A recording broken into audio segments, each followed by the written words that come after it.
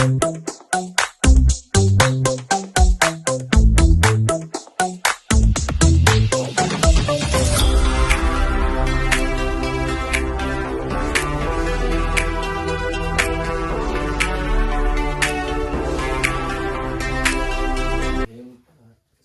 mungkin di sini kami kelompok dari mahasiswa UID, yang mana di sini tujuan kami itu ingin mewawancarai mengenai bahasan tentang kaidah usul fikih, yang mana ini berkaitan dengan materi ta'arud al-adillah. Untuk sebelumnya mungkin di sini perkenalan, nama saya Miftah Fauzi, dan di sisi kiri saya ada Lutfi Asidiki dan juga ada Puji Nursari. Mungkin untuk teknis wawancaranya nanti kami menyampaikan beberapa pertanyaan, diantaranya mengenai apa sih pengertian dari ta'arud al-adillah ini, lalu bagaimana saja cara penyelesaian dari masalah yang ada, seperti itu. Mungkin untuk yang pertama itu mengenai pengertian dari ta'arud ini, yang mana mungkin itu akan disampaikan oleh Akang terkait apa saja hal-hal yang mungkin bisa berkaitan dengan ta'arud ini, seperti itu. Ya, terima kasih. Sebelumnya pemaparan tentang ta'arud, bahwa di dalam syariat itu ada yang disebut fikih, ada yang disebut usul fikih. Fikih itu adalah hasil lamun kalau dalam pasakan itu, fikih itu adalah sajian yang sudah jadi. Itu adalah fikih. Seperti rukun sholat ada 17, atau fardu wudu ada 6. Itu adalah sudah jadi fikih. Itu. Nah, untuk pengambilan bahan contoh fardu wudu itu adalah dari usul fikih. Gitu, dari usul fikih. Bagaimana cara meramu fardu wudu menjadi 6 itu diambilnya adalah dari usul fikih. Gitu. Jadi bahan-bahan untuk membuat contohnya fikih itu adalah dari usul fikih. Gitu. Nah, di dalam usul fikih itu ada yang disebut ta'arud. Gitu. Ta'arud itu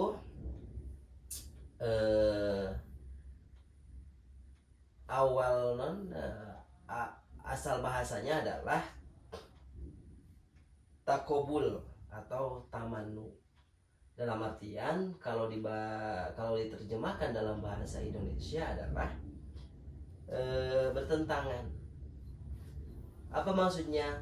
Maksudnya bertentangan. Yang disebut ta'arud itu adalah ketika ada dua ayat Al-Quran yang satu dengan satu yang lain itu bertentangan, gitu, secara secara kalimat, secara bahasa, atau seperti hadis dengan hadis, gitu. Contoh, kalau di dalam Al-Quran itu ada ayat tentang waris, lalu ada wasiat waris, gitu. Wasiat waris itu dalam satu ayat bisa wasiat kepada keluarga, tapi di dalam satu hadis bahwa wasiat itu tidak boleh pada keluarga, harus kepada orang lain, gitu. Itu kan bertentangan, gitu, antara ayat Al-Quran tentang wasiat waris dan tentang hadis wasiat waris. Itu bertentangan, gitu. Bisa dipahami kan, gitu. Nah, itu adalah ta'arud, bertentangan, gitu. Jadi ta'arud itu satu antara ayat Al-Quran satu dengan ayat Al-Quran yang lain, atau Al-Quran dengan hadis. Itu jadi secara terjemahannya ta'arud itu adalah bertentangan antara satu dengan yang lainnya. Itu diantaranya. Itu dan jadi yang disebut ta'arud itu bertentangan lah. Gitu. Selanjutnya mungkin kan di saya itu ada pertentangannya. Seperti tadi yang disebutkan antara ayat tentang wasiat dan juga hadis tentang wasiat. ya. Nah, lalu apakah ada beberapa cara tuh untuk menyelesaikan pertentangan tersebut? Ya. Seperti itu. Ya. Ada. Tapi sebelum caranya saya memberikan contoh yang lain tentang ta'arud. Contoh seperti dalam satu kajian, dalam satu hadis bahwa mani itu suci. Ya. Itu mani itu suci. Tapi di hadis yang lain bahwa ada 5 yang harus dibasuh, yang harus dibersihkan. Apa yang 5 itu? Satu adalah darah, yang kedua adalah nanah, yang ketiga adalah air kencing, yang keempat adalah berak, dan yang kelima adalah mani. Nah, ini kan bertentangan antara hadis yang satu dengan hadis yang lain. Di hadis yang satu bahwa keterangan mani itu adalah suci, tapi di keterangan hadis yang lain bahwa mani itu termasuk di antara 5 yang harus dibersihkan. Gitu. Itu ta'arud, bertentangan. Kalau seseorang tidak mempelajari tentang bagaimana cara kerja usul fikih, itu tidak akan menemukan titik temu. Gitu. Akhirnya mereka akan kebingungan. Yuk, mana sih yang benar? Nah, itu mani itu suci atau mani itu termasuk najis, gitu. Karena kan di dalam hadis yang 5 yang harus dibasuh itu kan tergolong naon? Tergolong najis kan, gitu. Tergolong najis. Gitu. Nah, itu. Nah, terus bagaimana cara untuk penyelesaiannya? Nah, di antara cara untuk penyelesaiannya adalah kita lihat dulu antara nas atau ayat Al-Quran. Contoh ayat Al-Quran ayat yang satu dengan yang lain. Lihat dulu mana ayat Al-Quran yang lebih dulu, mana turun, mana ayat Al-Quran yang menyusul, gitu, menyusul. Nah, itu maka diantaranya bisa nomor 1 memakai metode nasah, gitu. Jadi dinasah ayat yang pertama turun, dinasah dengan ayat yang menyusul, gitu. Jadi contohnya seperti ayat yang tadi itu. Sebenarnya mah kalau seperti di dalam Al-Quran itu, dalam surah Al-Baqarah ayat 234 ada menerangkan tentang apa? Masa idah. Dalam surah Al-Baqarah ayat 234 dijelaskan bahwa masa idah itu adalah 4 bulan 10 hari. Itu adalah masa idah. Tetapi di dalam ayat yang lain, yaitu di dalam surah At-Tolak ayat 4, yang disebut idah itu di dalam ayat ini adalah 3 bulan. Itu 3 bulan bagi orang yang monopause. Monopause itu orang yang sudah tidak head lagi, itu menopause gitu.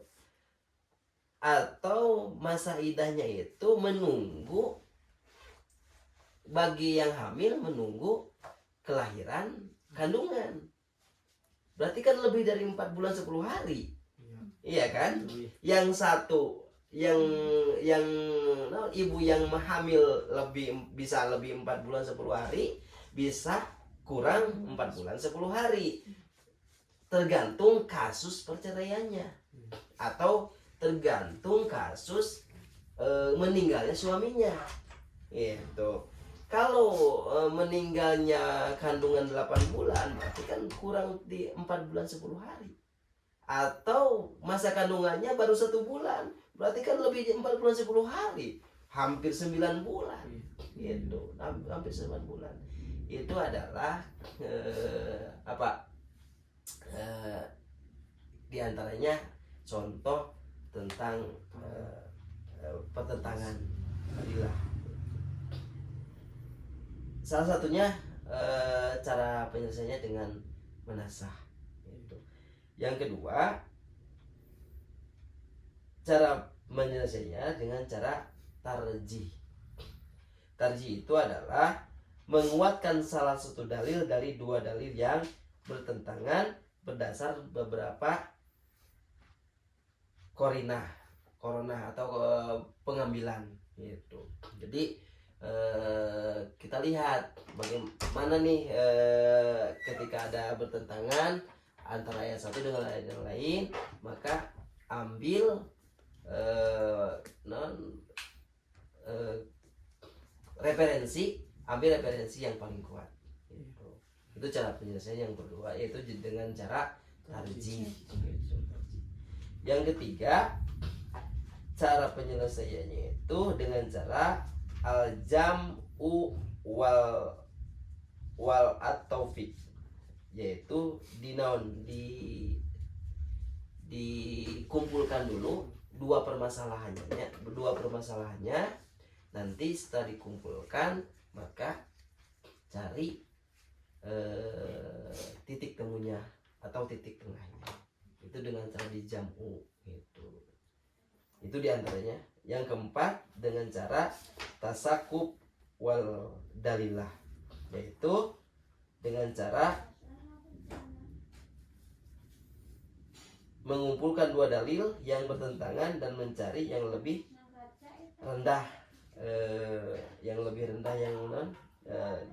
ditempuh apabila bisa menggunakan ketiga cara di atas. Jadi lamun ketiga cara tadi bisa, maka nomor keempat adalah dengan cara tasakuf wal al adillah gitu. Jadi itu bisa ku nasah, itu bisa ku naon nomor kedua tarjih, nomor katiluna itu bisa ku naon itu bisa dijamu, maka nomor keempat adalah dengan tasakuf gitu.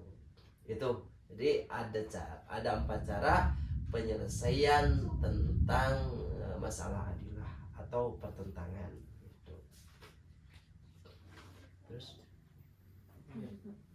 selanjutnya mungkin tadi kan dari keempat cara itu banyak sekali ya ada permasalahan yang terjadi.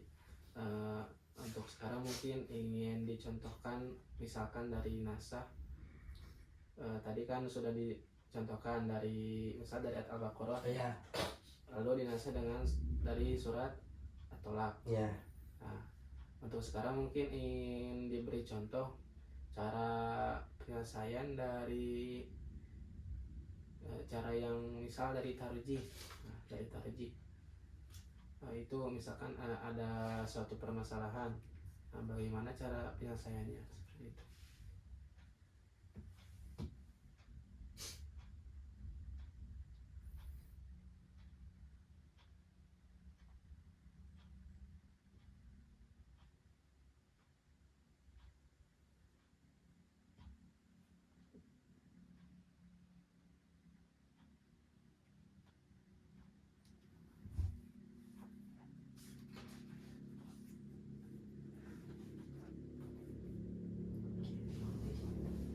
Atau di sini saya ada sudah mencari sebuah referensi yang mana ini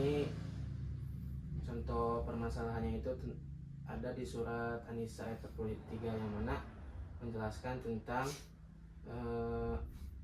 sholat isya yang mana boleh diawalkan dan diakhirkan. Ya. Nah kan di sana ada yang dari Al-Quran, ada yang dari hadis. Yang pertama dari Al-Quran itu dari surat An-Nisa ayat 43 yang artinya itu janganlah kamu mendekati sholat sedang kamu dalam keadaan mabuk. Lalu ada juga hadis Rasulullah yang menyatakan setiap yang memabukkan adalah haram. Nah, kan di sini itu kita misal mengambil contoh dengan cara ajamu atau mengumpulkan ya. Yang tadi. Nah, bagaimana penyelesaian masalahnya seperti itu? Itu tentang Homer kan? Iya, tentang Homer. Ya. Itu. Jadi ayat berapa? Ayat 43. An-Nisa 43. An-Nisa 43.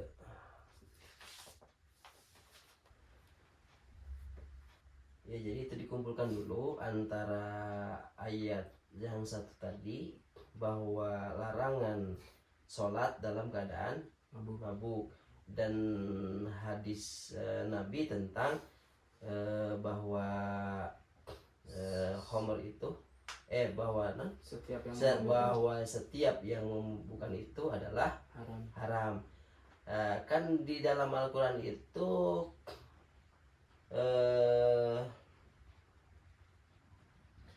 orang yang mabuk gitu kan, orang yang mabuk jangan melaksanakan sholat gitu.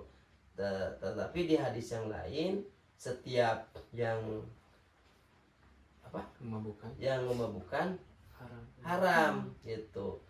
Berarti kan lebih spesifik, berarti kan bukan Homer saja gitu, bukan Homer saja dalam hadis tersebut gitu, tapi setiap hal yang memabukkan itu hukumnya haram gitu. Jangankan Homer kan, contohnya kita mengonsumsi makanan berlebihan mengakibatkan kita oleng itu haram gitu. Padahal itu makanannya halal gitu. Tetapi ketika kita mengonsumsi berlebihan maka hukumnya menjadi haram. Itu adalah dari hadis Rasul tentang setiap yang memabukkan itu haram gitu. Bukan cuma Homer yang haram gitu. Tapi kan dia dalam Al-Quran itu spesifik. Setiap Homer itu setiap manusia itu atau orang itu atau orang-orang yang beriman itu jangan sholat ketika mereka mabuk gitu. Mereka mabuk. Jadi kita kumpulkan dulu dua referensi ini antara ayat Al-Quran dengan hadisnya, lalu kita ambil cara penyelesaiannya bagaimana gitu. Maka cara penyelesaiannya diantaranya adalah setiap yang membuka itu kita itu tidak diperbolehkan sholat ketika kita dalam keadaan mabuk. Lalu yang bisa memabukkan itu bukan hanya Homer gitu, tapi setiap yang bisa memabukkan itu hukumnya haram semuanya. Mungkin gitulah gitu, kurang lebihnya. Mungkin terima kasih mengenai penyampaian dari materinya. Bisa kami simpulkan bahwasanya ta'arud itu kan tadi disebutkan bahwasanya dalam bahasa itu bisa disebut dengan sebuah pertentangan ya. Lalu untuk cara menyelesaikannya tadi kan ada 4 cara. Yang pertama ada dengan nasakh, lalu ada dengan tarjih, lalu ada dengan jamu atau mengumpulkan, lalu yang terakhir itu ada dengan tasakum. Yang mana yang keempat itu dilakukan bila mana cara yang 3 tadi itu tidak bisa dilaksanakan Ya, seperti betul itu. saya. Mungkin itu kesimpulan yang bisa kami ambil. Selanjutnya mungkin kami anggap cukup saja untuk jawaban dari Akang. Mungkin sangat bisa kami pahami untuk pembahasannya.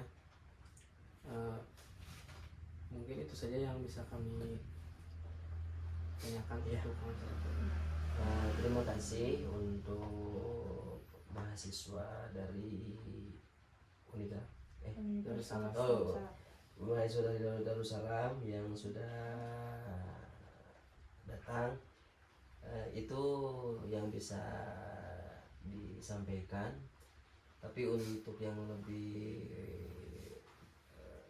luasnya lagi nanti bisa mencari sumber-sumber yang lain atau kapasitas keilmuan yang lain yang lebih mumpuni, karena kemampuan yang saya bisa sampaikan hanya segini. Terima kasih. Ya, Assalamualaikum warahmatullahi wabarakatuh.